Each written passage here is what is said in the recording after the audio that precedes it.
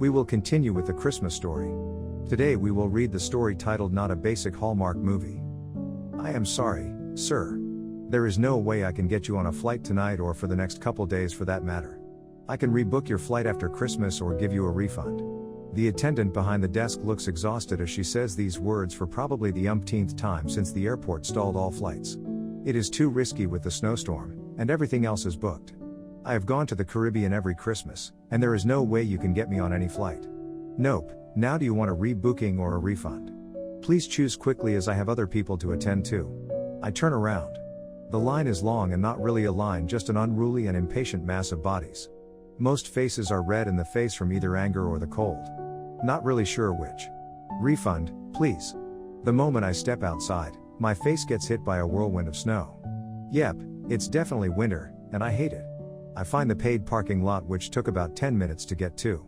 It is a longer walk due to the cheaper price. I pull my car keys out of my pocket, take one clunky glove off, and spam that lock button. I keep weaving between cars and getting farther from the airport as I hope and pray that I find my car very soon. Then, I hear the familiar beep. I follow that beautiful sound until I can see the lights, which are very faint in the snow. I put my one clunky glove back on and unlock the car to grab my snow brush. The flight attendant was not kidding about the snow. I was literally gone an hour, and my car is covered. With the car brushed off and me inside, I bask in the slowly warming car. It may still be cold in here, but it is better than being out there where it feels like little tiny ice shards keep sprinkling on your face.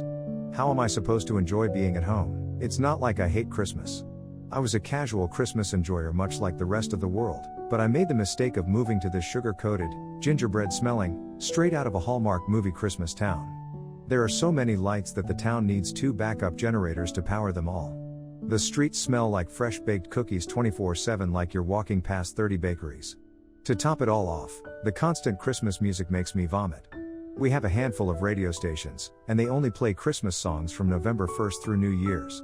It's like Thanksgiving doesn't exist until Thanksgiving Day and then goes back to Christmas as if Thanksgiving didn't happen. Honestly, I have not met a single person that has any other favorite holiday besides Christmas. I can't move due to my job, and I enjoy it enough. I just make sure I have the last couple of weeks of the year off to avoid the worst of it. I slowly drive to a gas station to grab a couple things for dinner, as I was going to eat at the airport, and head home very carefully. Joshua. I sigh. I know that voice is none other than my next door neighbor, Deborah. Of course, I run into her when I'm about to unlock my front door. I thought you were going on your trip. I turn around and plaster on a fake smile. All flights are canceled due to the storm, so unfortunately I'll be home this year. Well, isn't this just fantastic? You can finally put that tree up. Right by the window, so everyone can see. Just like you've been saying since the Christmas in July event, I mumble to myself. A little louder I say, look, I'm really tired, so I'm just going to eat and have an early night. Feel free to come over at any time in case you feel lonely. You know we have way too much ham. She begins to turn but remembers, and don't forget the white elephant gift exchange on the 23rd at 6 p.m. I will try not to, I say before closing the door. How am I even going to survive this holiday? I put all my groceries away and think about what I'm going to watch on TV, but not before I throw some pizza bagels in the microwave. I wake up to darkness.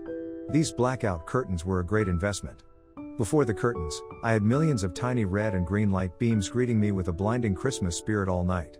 Now, I struggle to figure out if it's daytime or nighttime. I look at my phone and conclude daytime. After getting out of bed, I slide on my slippers and slip my phone in my pocket. I shuffle to the kitchen to make myself a cup of coffee. As the delicious bean juice slowly goes from my Keurig into my non-holiday mug, the doorbell rings. I ignore it, watching my mug fill, enveloping myself in the aroma. Doorbell rings again. I take a breath. I need to ignore it, and they will go away. I reach for my steaming cup of coffee. Doorbell. Again. And again. To my surprise, at the front door is of course Deborah holding 2 Christmas mugs, one in each hand. One is red with the handle shaped like a candy cane, and the other has a gingerbread man with a bitten leg that says "Bite me." The snow is probably 6 inches high. Her ankles are snow deep. I hope she is wearing boots. Hi Joshua. The greeting breaks me out of my daze. I made some hot chocolate. I figured you could some holiday spirit now that you can't go on your fancy vacation. I look at the contents of the hot chocolate. Each has a dollop of whipped cream, a cinnamon stick, and what looks to be cocoa powder sprinkled on top. She nudges my hand with one, and I hesitantly grab the candy cane handle. She stares at me for a moment before saying, "Come on, try some." I take a small sip and lick the whipped cream from my upper lip. I close my eyes and feel the warmth fill me. Wow, this is the best hot cocoa I've ever tasted. It is all homemade, she grins. I make it right in the crock pot. There is another reason I came by. I was wondering if you would join me in the gingerbread house competition. It starts at noon, and I don't have a partner yet. I roll my eyes. How could I forget all the Christmas activities that occur? I actually have plans, sorry. Why don't you ask Hank? Hank being her grumpy old husband. Hank isn't as into this as me. I thought that since you were in town, I would finally have a chance to participate. Her eyes fall to her feet. If you've already made plans, that's fine. I look down at my hot cocoa, the whipped cream melted down to show some mini marshmallows underneath. I sway on my feet trying to weigh my options on how to get out of it. I can't believe the woman who feels like the reincarnation of Mrs. Claus has never done the infamous gingerbread house contest. I sigh. You said it started at noon? She meets my eyes again. Yes, at the bakery on the corner of Main and 12th, I'll be there. She grins. Thanks for the hot cocoa, and we have to plan on what we're going to build, she interjects. We can't just go in without some sort of idea. I look at my phone. It's 9:30. She really asked me 2.5 hours before this stupid thing started and doesn't have a plan. With some hesitation, I say, please come on in and make yourself at home. Give me 10 minutes to get ready, and then we can figure this out. After the hot chocolate, gingerbread blueprints, and trekking through the snow, we arrive at the bakery. The streets are already cleared from the storm, which makes it easier to drive. Despite the slickness on the roads and sidewalks, a line was out the door of the bakery waiting to sign up the upcoming competition. We hop in at the end of the line, and the line is moving fast. Soon, we're at the front deciding our team name when someone calls Deborah's name. Hey, Deborah. Where's Hank? You do know that you need a partner. We turn our heads. A couple of ladies about the same age as Deborah stroll up to us. Instead of hats, they are wearing festive headbands, one with reindeer antlers and the other with an elf hat. That's why I brought Joshua. She grabs my arm, and I give an awkward wave. Joshua, this is Suzanne and Carol. They're in my knitting club. I'm Suzanne. The one with the antlers holds her hand out, and I shake it. I hope you're up to the contest. She gestures to Carol. The two of us win every year. Hopefully your house doesn't turn out like Deborah's casserole last week. Anyways, good luck. They walk into the back and disappear. Those ladies are ruthless. What was that about a casserole? It was my turn to bring the food for knitting club. While carrying the dish to the door, I slipped on some ice, and it landed on my newest Christmas sweater. I wince. That must have been rough. Deborah's eyes get teary. I think we can win this. She looks up at me. You really think so? I don't know, but what I do know is that I want to kick their asses. We decide on the Cinnabons, much to my displeasure, and are directed to the back. The smell of molasses, cinnamon, and sugar hit me straight on. There are work tables set up in rows with slabs of cooked gingerbread in varying sizes and a few filled icing bags in white, red, and green. Each table has small bowls of candies and sprinkles ranging from mini candy canes to gumdrops to licorice bites. There are different tools to cut and carve the gingerbread. I noticed that Suzanne and Carol got a table with a couple other older ladies. Everyone has a group of 3 or 4 besides me and Deborah, which is fine with me. This town can be entitled, and I intend to win this, for Deborah of course. I never expected it to be so big, I say, still taking it all in. Or popular. The noise was a dull roar just from all the people talking.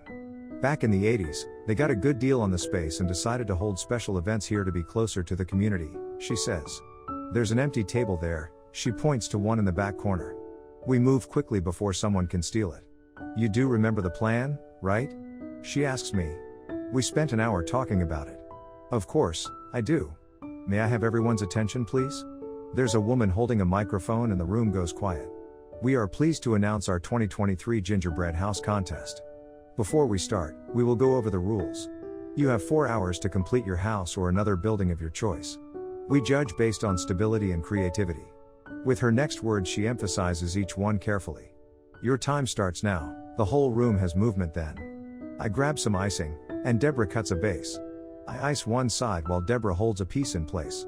I go to ice the next side, but Deborah stops me. We have to wait for it to be stable. I'll hold the next one.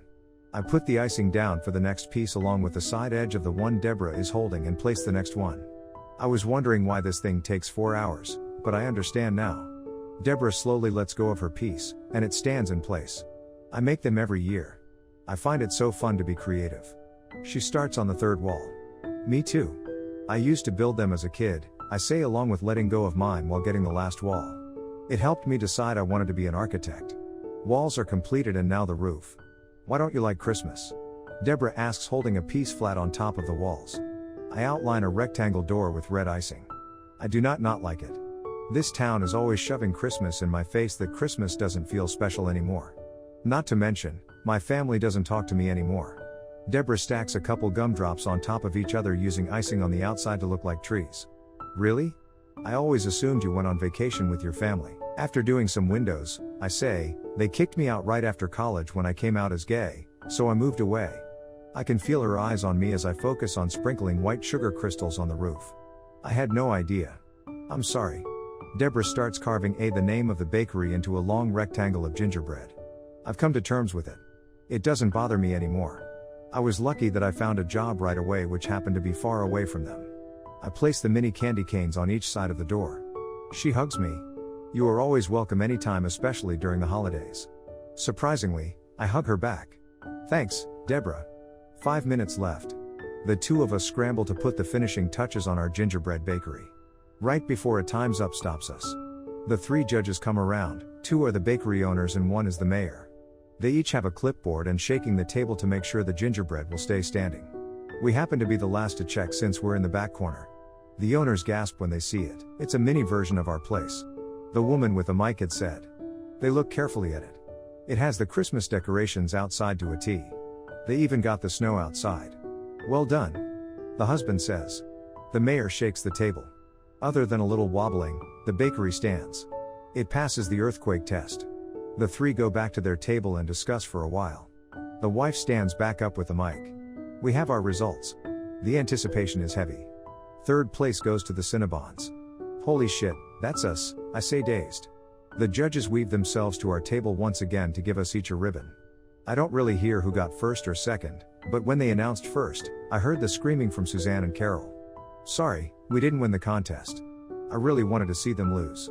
I put my arm around Deborah and give her a side hug. Looking down at her, I notice her grinning, staring at her ribbon.